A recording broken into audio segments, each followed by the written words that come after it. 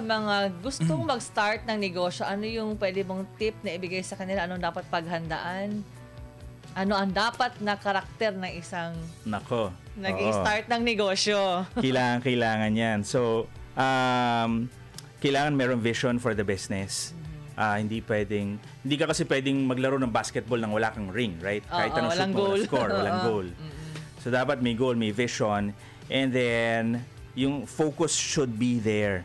Hindi pwedeng wala. Ako, actually, natutunan ko to the hard way. Kasi along the way, ang daming distractions. Ang daming magsasabi na, dapat ito gawin mo.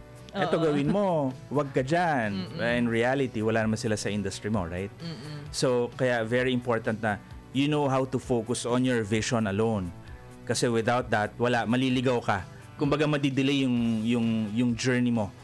So, kaya have that focus. And then, syempre, lastly, very, very important that you persevere and put God above everything else. Kasi tayong mga tao, meron tayong limitations. So, pero with Him up above, unlimited, kumbaga. So, yung mga hindi natin makontrol, He can control. Kasi ako, yun lang yung inisip ko noon eh. So, yan. Kaya dapat nandun pa rin si Lord.